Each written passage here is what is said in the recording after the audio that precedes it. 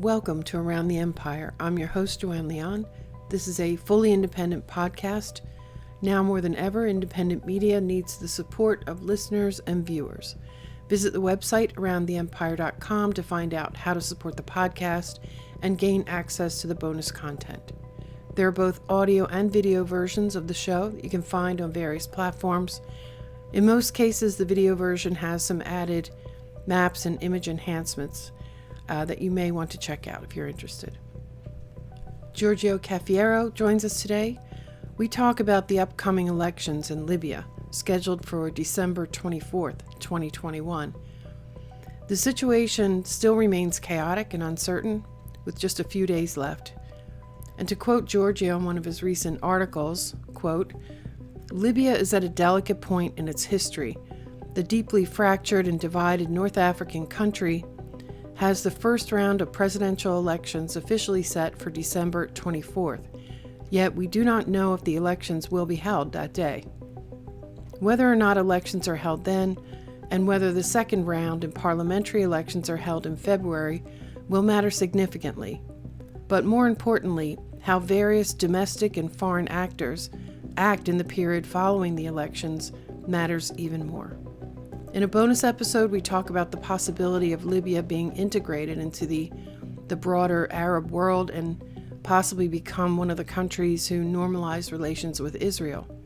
And we also talk about the main candidates, Haftar, Ghaddafi, and the interim Prime Minister, Dbeibeh. Giorgio Cafiero is a Washington-based analyst and CEO of Gulf State Analytics. He's a regular contributor to many media outlets, an adjunct fellow at the American Security Project, an affiliate at the MENA Center, and an analyst at London-based advisory Rosa and Rubini Associates. Giorgio Cafiero is here with us today, speaking to us from Washington, D.C. Hello, Giorgio. It's great to see you again. Thanks so much for coming back on the show. Thank you. It's good to be back with you. So we're going to talk about the Libya elections today and some broader topics as well. But based on the headlines that, I've been roughly following the commotion, if you will, over the elections. And based on the headlines today, there's so much going on that I'm not sure how much time it's going to take to talk about this, because it's a moving target also. So people listening and watching, keep that in mind. What we talk about today could change tomorrow. So it's been 10 years since the Libyan war, since the overthrow of Muammar Gaddafi, and Libya has been under the control of an interim government for a period of time. And on December 24th, there is an election scheduled, and they've been preparing for this for a long time. There's been many candidates who submitted, and there's a lot of dispute. So basically, if you would, I think it's probably a good idea to just give a little background on, how we got the state of affairs in Libya, how we got to this point where they can't even have an election, and maybe a little background on the election process as well. Absolutely. So as you mentioned a moment ago, there was the Libyan revolution a little more than a decade ago. Back in 2011, there was a revolt against the government of Muammar Gaddafi, which had been in power in Libya since 1969, and with some outside military intervention, mainly on the part of NATO members, chiefly the US, the UK, and France, as well as some countries in the Gulf. There was an overthrow of the Gaddafi government back in 2011. However, the toppling of Gaddafi's regime did not exactly happen smoothly, nor did it lead into some peaceful or democratic period. At least it hasn't as of now. So there was a lot of violence, a lot of terrorism after Gaddafi's regime collapsed. And by May 2014, the problems in Libya ended up erupting into an all-out civil war. And this civil war basically lasted from 2014 up until 2020. And in this war, at the risk of oversimplifying things too much, because there were more than just two sides, but again, we're looking at this from sort of a 30,000 foot level. There were two main power centers in Libya. One was the Tripoli based Government of National Accord, or GNA, which, from the United Nations perspective and the perspective of most Western governments, was the quote unquote legitimate Libyan government. However, in the east, the part of Libya near Egypt, in Tobruk, you had a different government called the House of Representatives, or the HOR.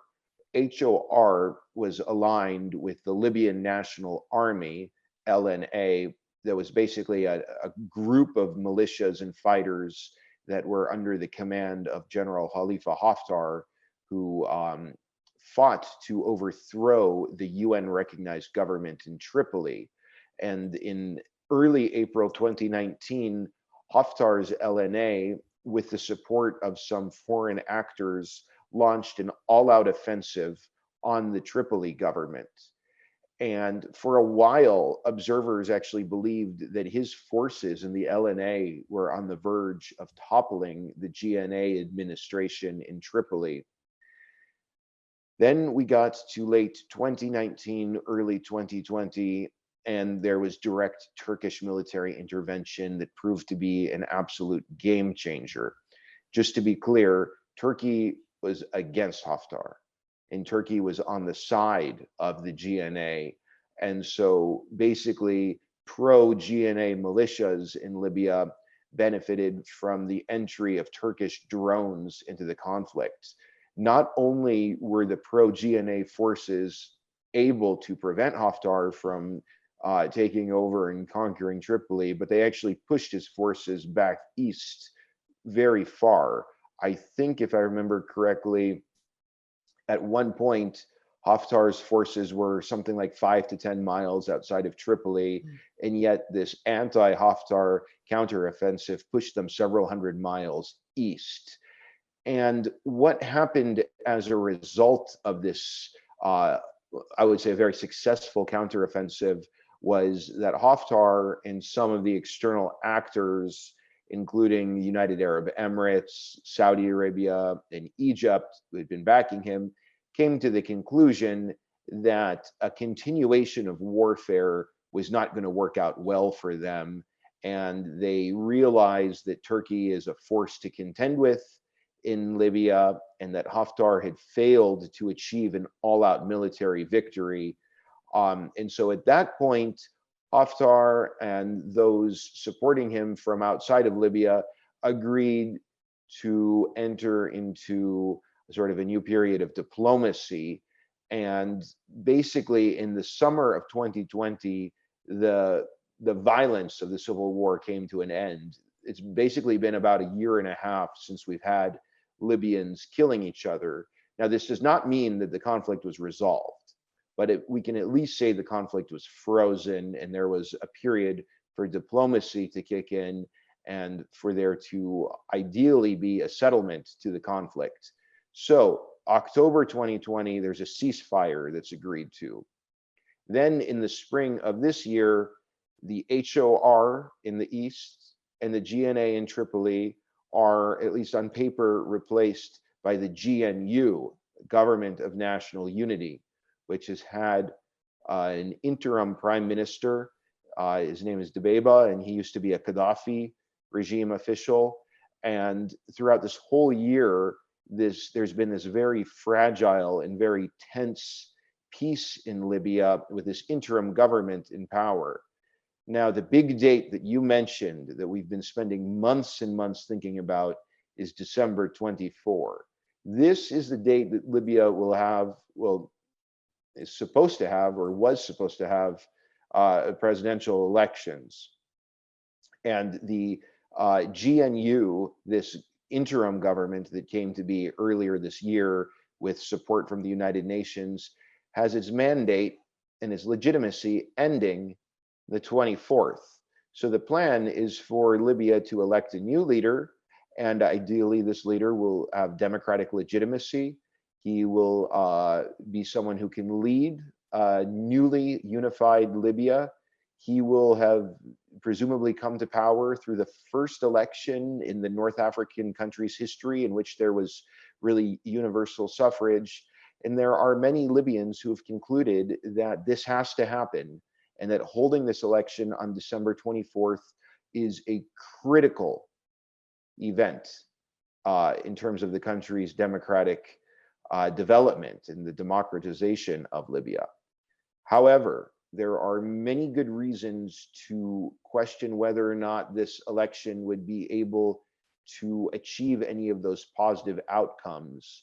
Not only are there concerns that the election would fail to bring peace and unity to Libya, but there are also concerns that holding this election could have the opposite effect. And because of many divisions in Libya, as well as many unresolved questions, these elections, according to some people, including many Libyans, risk reigniting the civil war. To begin with, these elections are taking place without any sort of constitutional basis. The Libyan people have not even had a referendum on a constitution. There is also much debate about who can be considered a legitimate candidate in the country.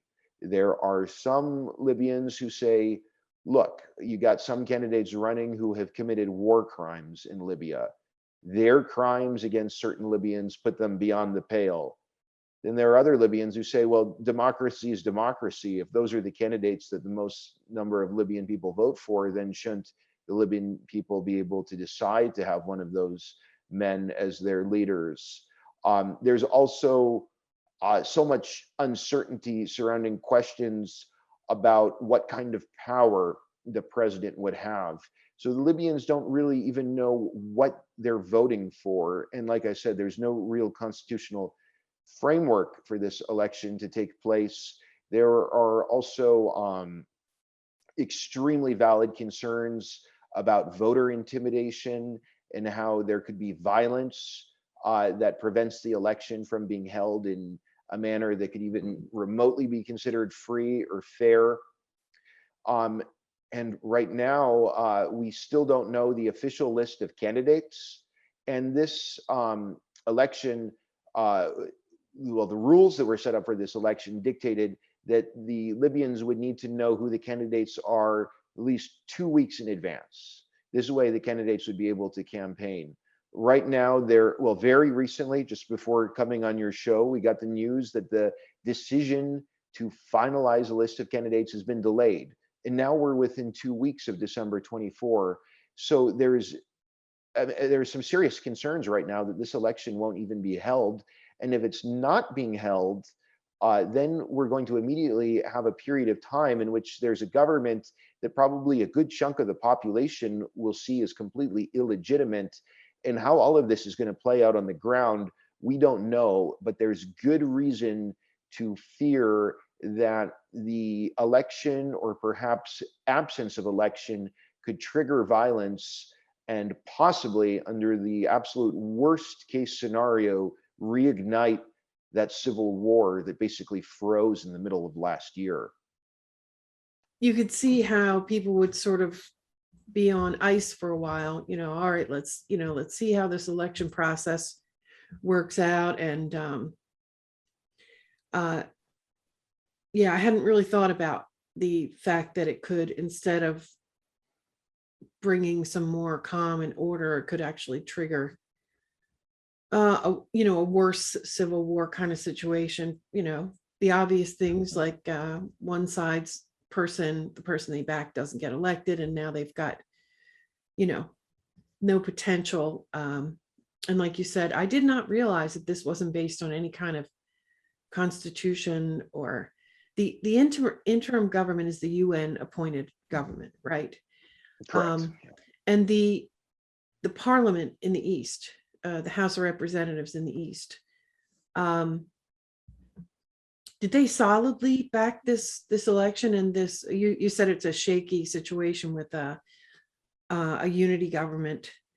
It was a shaky situation to Mhm. begin with, but did everybody agree on these elections and some basic rules? Was there any kind of Unfortunately not. There have been many divisions throughout the country, and just to be clear, the East-West divide is very, very far from being the only political division in Libya, even though I think we can safely argue that it's the most important and most relevant one. But no, there has not been a consensus and about any of these fundamental issues. And there are certain groups in Libya who, quite frankly, do not want to see the country democratized. They do not want to see this election happen on December 24th. They would not want to see an election happen probably any time in the foreseeable future. There are some actors in Libya, including those who are still loyal to Haftar, who realize that they would probably not ever win at the ballot box. And mhm, just to rewind a little bit, put a little more context there, the vast majority, at least the majority of Libyans, do not live in the east, in the areas that the LNA controlled. Most Libyans live in the western part of the country. In the western part of Libya, there is a lot of hatred for Haftar. What happened during his 2019 offensive on Tripoli served to create a lot more division, a lot more vitriol, and contributed to many grievances that Libyans have. It's just simply, if the election is even remotely fair, it's just unimaginable that Haftar would win. And so, like I said, there are certain actors in the country, such as some militias that are loyal to Haftar, who would, they don't have an interest in seeing this election happen. And I think they, along with some others, could definitely try to play sort of a spoiler role in this scenario. Some of these actors see the path to power being through bullets and not ballots. And I think we need to be pretty clear-eyed about that. And then at the same time, we need to take stock of the fact that we don't just have Libyans on the ground in Libya. Around Tripoli, you have a big Turkish military presence. As I mentioned, in 2019, 2020, the Turks intensified their military intervention to prevent Tripoli from falling to Haftar. Well, the Turkish military footprint remains in the country. Also, you have the Wagner Group, which is a Russian mercenary organization that, according to some sources, has, believe, around 2,000 of its fighters still on the ground in Libya. And of course, these foreign actors have a lot of influence. They have a lot of power in sort of the ways that they're going to act, depending on what happens or what doesn't happen on December 24, is going to be really critical to keep an eye on. I saw a number mentioned that there are 7 million, the population in Libya is around 7 million, and that about 3 million have registered and gotten the voter cards and such. Does that mean that about half the population is not of voting age, or do we know how much of the population intends to participate? Any sense of that? Yeah, a while ago, maybe I think about a month ago, the number of Libyans who were ready to vote was just, I believe, above 2 million. Things gone up since then, if I understand correctly. It seems, yeah, obviously there's a age requirement, so you have a chunk of the population that's not old enough to vote, and some that don't see anything that can be gained from voting. Mm. Not all Libyans believe that it's in their interest to take part in this process. The election process itself, polling stations and such, I assume that it's going to be run by some type. I know there's a commission, Mhm. but I assume that there'll be international involvement of the UN and international observers and such. Do we know anything yet about maybe Yeah, so that's too much in the weeds? yeah, this is another issue too. There seems to be a lack of international organizations to monitor and observe the election. And it's very problematic because if it's easier for certain individuals or groups in the country to claim that there was fraud or to claim that there was a rigged vote, whether that's true or not true, if that becomes sort of a popular narrative, that can Yeah. really undermine the legitimacy of, this elections and the outcome of the election. We're here in the United States, so we can't exactly act like these are issues that only exist in Libya. But it's very dangerous if you have a big chunk of the population that doesn't view the election as legitimate, and without enough international observation, without enough international observers on the ground. That's definitely a very serious risk to consider. Yeah, I mean, I guess you can see how it would be harder to get observers because it's a dangerous place, right? Absolutely. But on the other hand, we've got so many world leaders and others uh, preaching about democracy. You would think a country in its very first democratic election that they would go out of their way to help. Just my comment on that. Yeah, no, absolutely. There, are certain countries out there that I think want to see this election happen. There are others that are not so keen on seeing any sort of democratic process taking place anywhere in Libya or in the region. But the United States has been very adamant that the elections need to go ahead and that this date, December 24, is very important. It seems the British have a little bit of a different position, sort of voicing their concerns about what could happen if this election is held on December 24, but the country is not prepared to have the election by that time. So, there's definitely some different perspectives that Western governments have.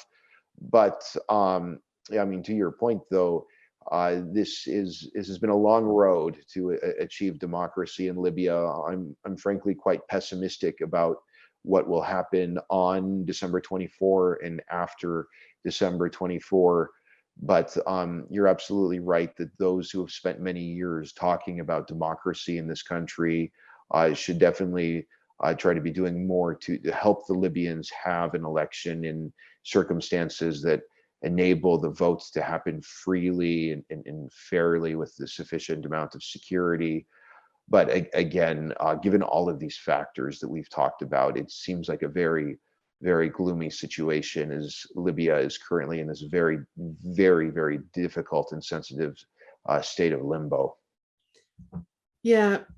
So let's dig a little bit more into the influences on Libya. One of the most concerning things for me, one of the most confusing things for me is that there were always so many hands in all the different situations and events in Libya, from the NATO intervention, coup, overthrow, whatever you want to call it, from that, and ever since there have been regional powers who have their own interests and either are physically in Libya, have militias or troops or sending money, and there are a number of them, some closer than others, some fairly far away, some it just seems like this country's been, not that it didn't always have, it was a country of division. We always knew that. Gaddafi with an iron fist was able to keep it together, but there's some question as to whether this can even remain one country. But it feels to me like it's been a free-for-all for other countries to get in there and sort of tear this place apart, or try to get their bit out of it. Let's talk about, there are a lot of players, and I mean, I've even heard stories about some countries being on both sides, if you will, or more than one side. There are stories about special operations forces, operating on both sides of certain conflicts. But let's talk about some of the main players. who are operating or exercising influence over Libya. And, who's got the most influence? Um, Maybe, bring the election into that. Are they backing certain candidates or other things? And, what are their goals? We know, money and power or resources are always a goal, but I think it's even more complicated than that in this situation. Some regional powers have some other interests. So I realize that this is a complex question, but if you would try to untangle that and explain it to your best of your ability for us. Yeah, well, you're absolutely right that the violence in Libya has not just been about problems that Libyans have with some other Libyans. That, as you correctly mentioned, there have been so many foreign actors that have become involved in Libya in one way or the other. When the civil war was raging from 2014 to 2020, you had General Haftar, who was a strong actor in Libya, in large part because of foreign support that he received. I think his most important external backer was the United Arab Emirates. And the Emirati agenda in Libya needs to be understood within the context of the counter revolution, of which Abu Dhabi was really sort of the main patron, if you will. The UAE, ever since 2013, with the coup in Egypt that overthrew that country's first democratically elected president, Mohamed Morsi, the UAE has been pushing this counter revolution, trying to prevent democracy from taking shape in really any part of the Arab world, frankly. Why is the UAE so worried about democratic development in any part of the Arab region? Well, I think it mainly comes down to the fact that there is a fear on the part of the leadership in Abu Dhabi that if you had a country like Libya or Tunisia or any other Arab country that democratizes, there's a threat of a good example, and you could have more Arabs, even Arabs in the Gulf, demanding democratic reforms. If Libya were to ever become a country with a relatively free political system and successful, a strong economy with a lot of prosperity, that could become, as I said, very popular. And there are concerns that that could become a model that groups and individuals try to emulate throughout the region. The UAE is also very concerned about political Islam from the perspective of the regime in Abu Dhabi. There's not really any serious distinction to make between so-called moderate Islamists like the Muslim Brotherhood and then more violent extremist Islamists. It's sort of all the same, with maybe the face being a little bit different. But Abu Dhabi's view is that ultimately political Islam basically in all cases amounts to terrorism. And so if there were to be a democratic system in Libya, it's a safe bet that, even if Libyan Islamists would not dominate that system, there would be at least some power that Libyan Islamists have. And the UAE doesn't want to see Islamists consolidate or solidify power in an important country like Libya that has a large geography and has a lot of natural resource wealth, a huge Mediterranean coastline. All of this helps us understand why the UAE rather aggressively supported Haftar during the conflict. Now, UAE was not alone. Other actors in the region supported Haftar for reasons that were quite similar. Saudi Arabia is also a patron of the counter-revolution in the Arab world and was quite aligned with Abu Dhabi in terms of viewing Haftar as the leader who would be a bulwark against political Islam in Libya, or as officials in Saudi Arabia and the UAE would put it, a bulwark against terrorism. You also had Egypt, which has an anti-Islamist regime and also a fear of democracy in countries surrounding it. on its borders, democratizing. So the Sisi government in Cairo was an extremely important supporter of Haftar.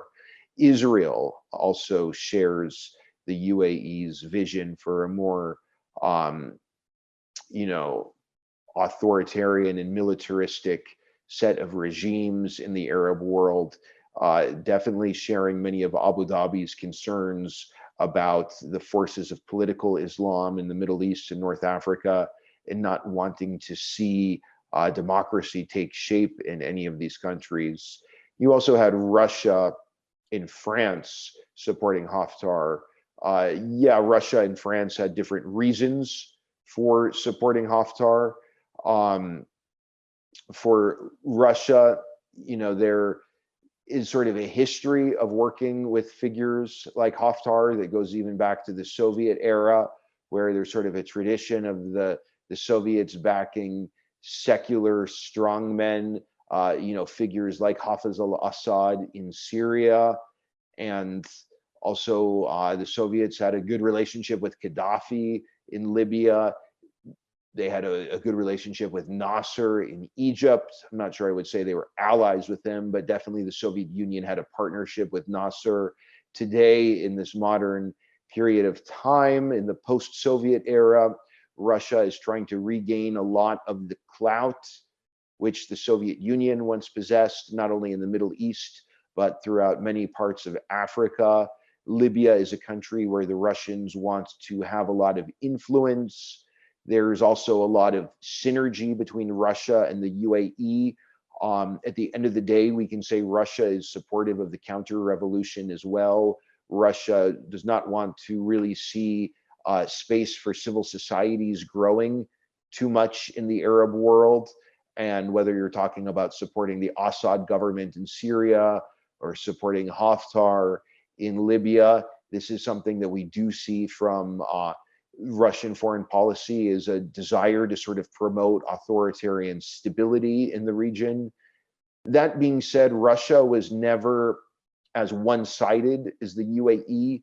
So while Russia did support Haftar and the Wagner group did go into Libya to help him with his offensive, the Russians were always maintaining a dialogue with Tripoli. And the head of the Tripoli government even went to Moscow, met with Russian officials. So while Russia was one of the backers of Haftar, we should have a little nuance here when talking about how Moscow has dealt with Libya, definitely trying to hedge bets a little bit and be somewhat balanced. I also mentioned France has been a very important actor in the Libyan conflict. France has been supporting Haftar for a number of years. And it's very interesting, just I think it was either today or yesterday, the French were calling on the EU to impose sanctions on the Wagner Group / Russia for the Wagner Group's presence in Libya. But as one expert on Twitter pointed out, he said there are, many levels of hypocrisy to that, given the extent to which France has sort of basically been on the same side as the Wagner Group when it comes to supporting Haftar. But in any event, regardless of sort of the complexities of French-Russian relations and the French attitude of Wagner, the Macron government has been a supporter of Haftar. And this has to do mainly with French interests, not so much in Libya, but in the Sahel at large.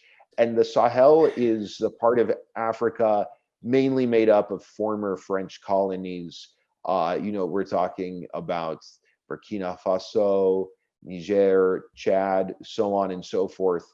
These are the countries in Africa where France has the most vested interests. And there's been a crisis with terrorism.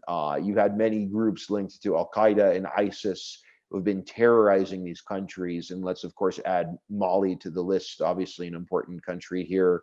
And France doesn't want to see these kinds of jihadist groups spilling more blood and destabilizing these countries.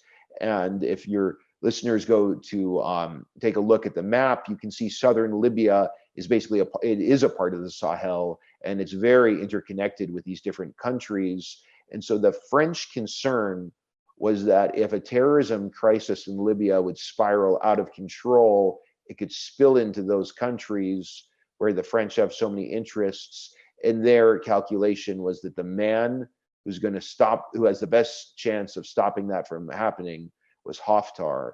So France actually broke from pretty much the rest of the EU, while the rest of the EU members, let's put Greece aside, with the exception of Greece, all of the other EU members were officially supporting Tripoli, but France was supporting Haftar. So it created this divide within the West. And this divide has been one of the main factors that has prevented the European Union from being able to act on Libya with any semblance of unity at all. And as I mentioned, obviously the state that came in to really save the GNA during the Haftar offensive was Turkey. Turkey has its own reasons for supporting had its own reasons for supporting the GNA during the civil war. In large part, the Turks, they have gas interests in the Mediterranean. There's also some ideological factors with the government being Muslim Brotherhood friendly. There are other ideational factors in play too. And there's also the fact that Haftar was being backed up by Turkey's main rivals in the region, chiefly UAE, Saudi Arabia, and Egypt. So all of these factors gave Turkey stakes in seeing to it that Haftar would not become like the new Gaddafi, if you will. Turkey did not want to see Haftar controlling all of Libya. That certainly would have made Libya another country in the Mediterranean that was anti-Turkey. And there have been concerns in recent years on the part of officials in Ankara that Turkey is facing isolation in the Eastern Mediterranean. And so the thinking was having Turkey-friendly political order in Tripoli would be very beneficial to Ankara's geopolitical interests and also help to assert Turkey as a powerful country in the African continent, which has definitely been a huge goal of the administration of Recep Tayyip Erdogan. So there definitely are some other players who are involved, but I think if we go through the Gulf states, Egypt, Russia, Turkey, and France, I think that it gives listeners a good idea of probably the most influential and most powerful foreign states that have been so involved in Libya in recent years.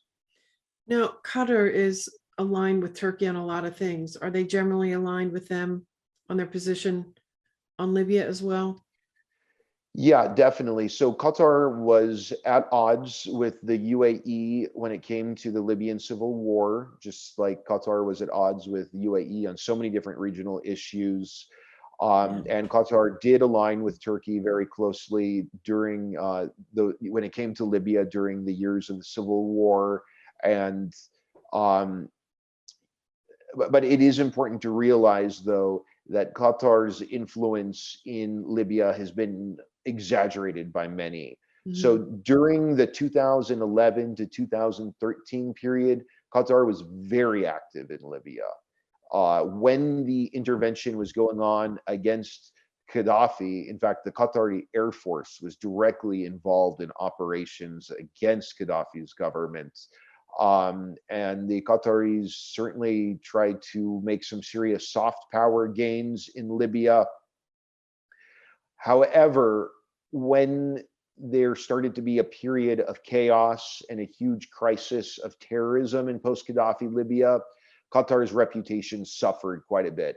Whether fairly or unfairly, many Libyans began to associate their country's problems with terrorism with Qatar.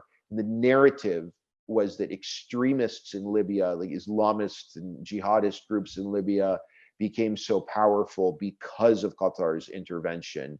Maybe there's a whole other discussion to have about whether or not those allegations are rooted in fact or fiction, but in any event, that became a rather popular and widespread narrative.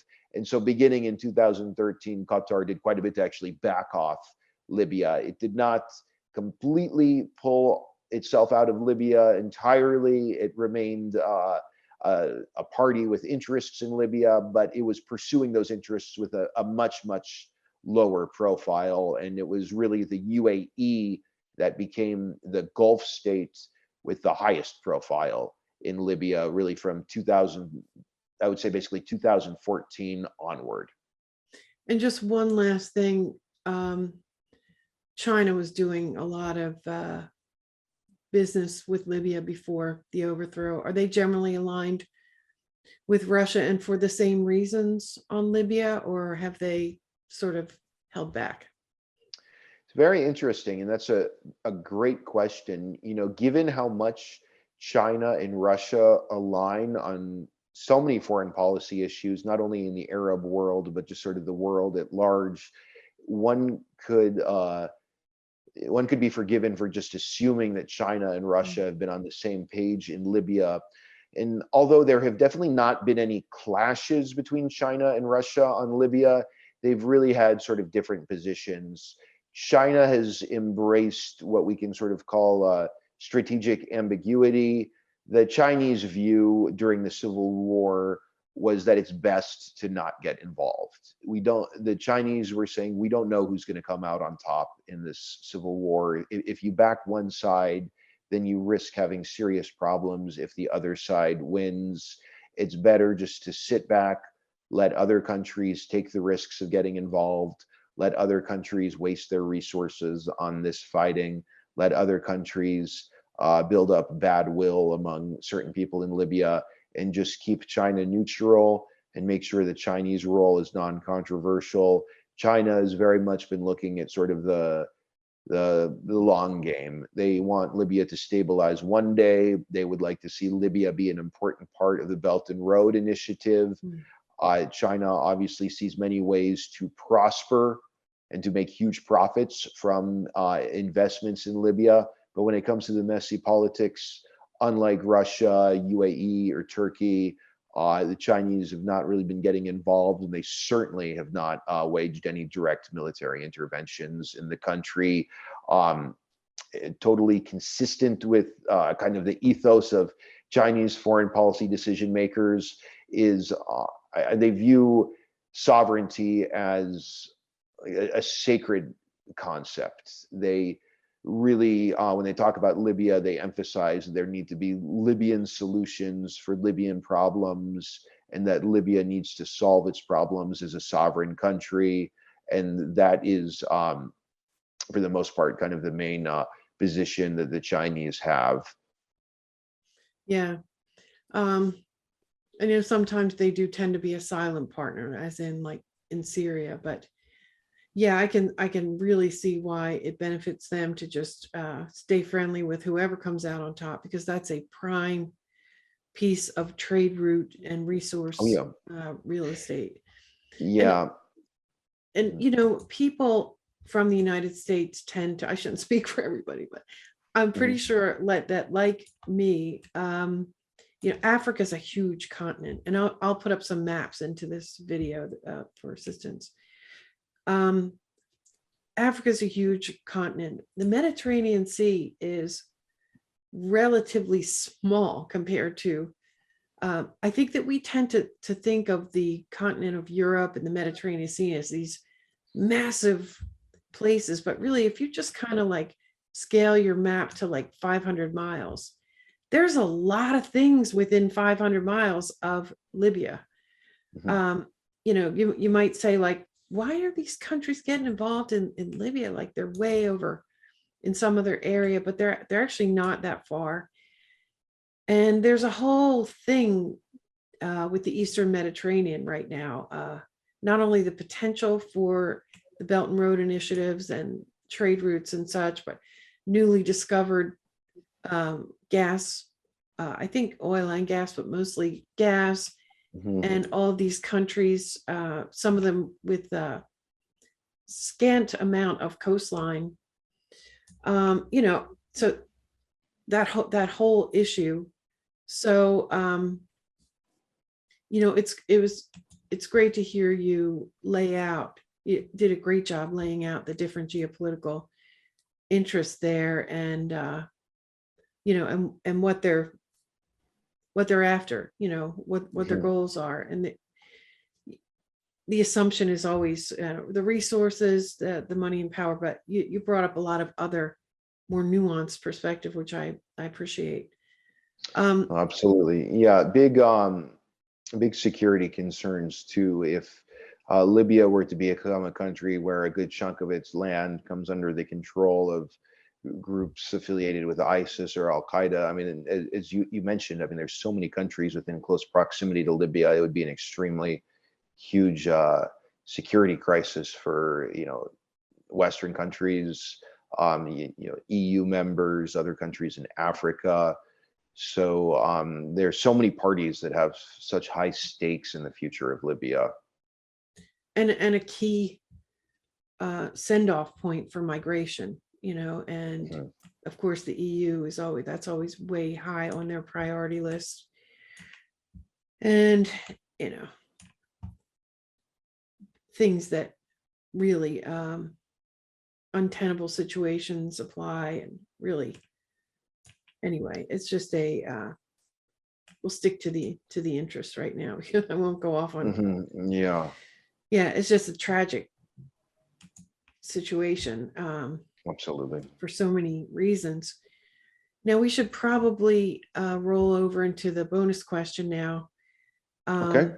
I just want to make sure that you feel like you've been able to say what you wanted to say on the topics we talked about. Okay. Absolutely. Now, so let's talk about Libya and its integration into the broader Middle East, North Africa region. We have talked offline about there are alliances, realignments, and things going on all the time. And I guess that always happens, but some big significant changes have been going on. And so who do you think that Libya could now become another state that sort of becomes a diplomatic partner, starts to normalize relations with Israel? How do you think that Libya might fit into this sort of realignment, and Arab states that are forming different alliances and normalizing relations with Israel? How do you think that might play out? Just, speak freely. Just give us your thoughts on this whole potential situation. Visit aroundtheempire.com to find the various ways that you can gain access to the bonus content, join the Discord community, and participate in the periodic Zoom calls where we talk among ourselves. I hope that some of you will join us, and now we'll continue with the wrap-up. Right. All right. Well, I've taken enough of your time, but if you would, Giorgio, please tell everyone how they can follow you, how they can find your work. Absolutely. And this kind of thing. Thank you. My name is Giorgio Cafiero. I'm active on Twitter, and my handle is at GIORGIOCAFIERO,